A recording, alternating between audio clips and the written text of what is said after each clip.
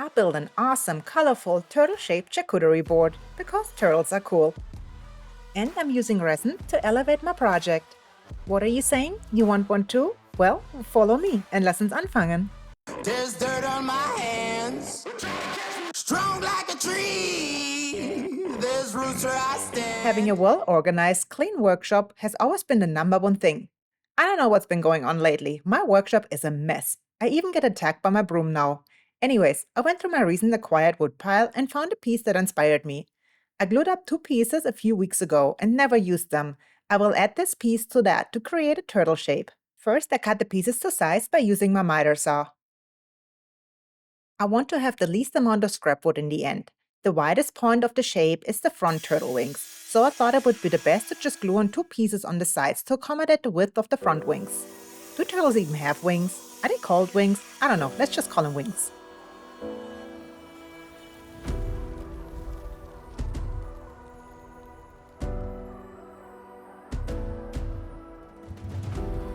As you can tell, I'm still working with the thick glue bottle. There's quite some left in that bottle. It still does a great job, it's just a little bit harder to apply. To glue them into the right position, I made sure I had a design close by to measure the distance from the top and bottom.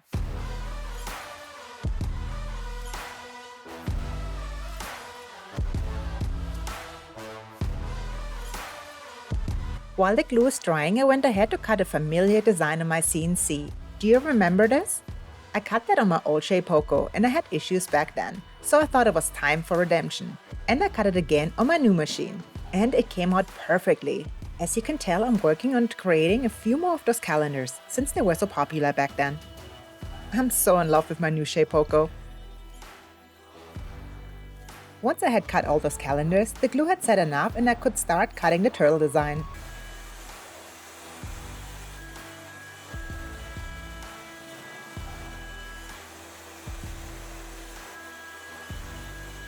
Here's a quick view of the design that I created.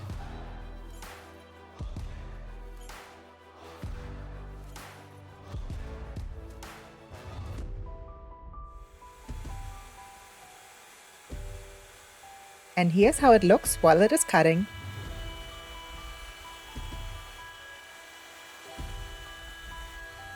And just a short time later, let's check on the results. Whew, I love it. What do you think? Super clean cut, looks exactly like the design. Oh, and I can wait to fill those holes with resin. So let's take it into my craft studio. For the colors, I went with Pigmently, colored pigments in Hypnotic Peacock, Real Royal Blue, and a lime green mica powder.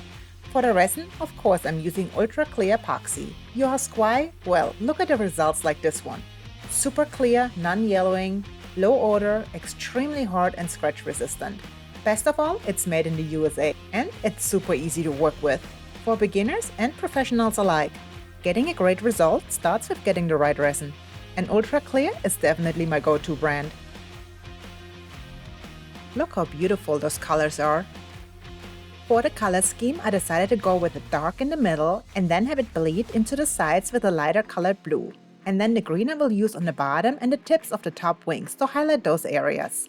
I don't know if it really helps, but I like to pour my resin slowly into the shapes. This is supposed to limit the amount of bubble you create.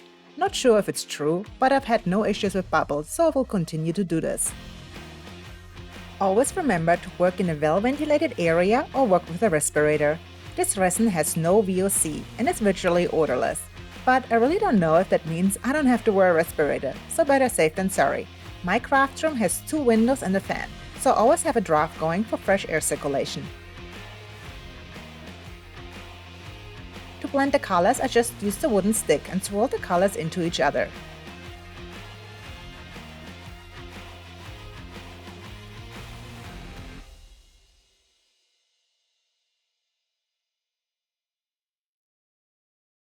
Use a heat gun to pop the bubbles. And now it's time for the hardest part, waiting for it to dry. It's a few days later now. You don't have to wait that long because the resin probably dried within a day. Now for the next step, I like to take off the overput resin. You can use a CNC to level the surface, a planer, or just a sander will do as well. That's what I picked because it's really not that much to sand off. So let's have some fun with it and put on some good tunes.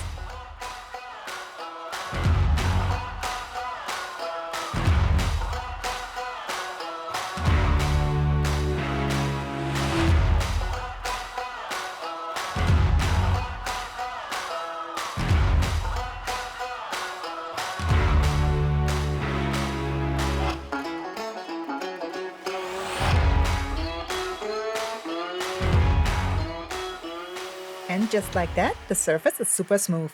I really like how the colors blend into each other. Once we apply the finish, you will be able to see it much better. I wanted to round over the sides. To do so, I used my handheld router. I think it gives the turtle shape a more real look. So, funny story, since I have so much sawdust for all of my projects, I wanted to come up with an idea to use them. I saw this machine that makes foot briquettes out of sawdust, and I thought it was a genius idea. So I contacted a company to find out what the starting prices are for a machine, and they responded back that it starts at $63,000. Oh man, you gotta sell your soul for that one. So, never mind. Any ideas for sawdust? Because briquette machine will not be it. Anyways, the turtle edges are all rounded off, and it's time to take off. Swim away, little turtle. It's not just me that's hot. The turtle needs some water as well to raise the grain. This step is highly recommended to keep the board smooth in the future. Just spray on some water, let it dry, and then come back and sand off the raised grain with the same grit sandpaper you used last, 220 in my case. And now the turtle is super smooth and ready for its finish.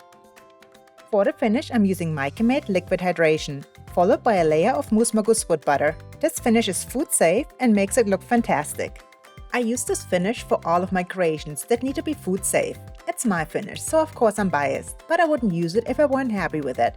I would work on changing the formulation, but it's perfect the way it is. And the best part, you don't need to wear gloves while applying it. You can get that stuff all over you. Once the oil dried, I applied a layer of Mousse Magus wood butter for the satin finish. And we are fertig! Ooh, I love my new turtle charcuterie board. What do you think? Do you like it? Please leave me a comment, like and subscribe to my channel. Most importantly, click the bell button to get notified of new videos. If you can, please join my other social media outlets. Links are in the description below under my socials. This helps me create more YouTube videos.